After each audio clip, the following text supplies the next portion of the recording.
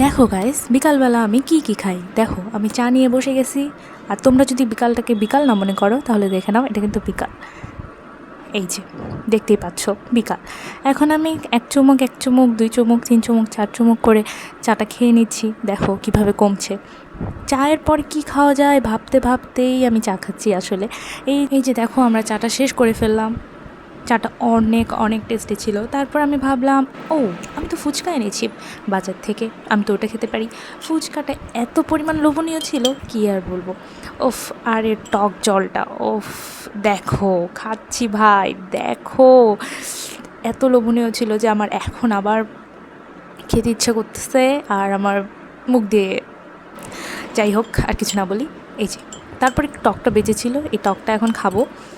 এই দেখো খাচ্ছি, খাইতে খাইতে শেষ করে ফেললাম। দেন আমাদের বিকালের নাস্তা এখানেই শেষ, আর কিছু খাওয়া যাবে না।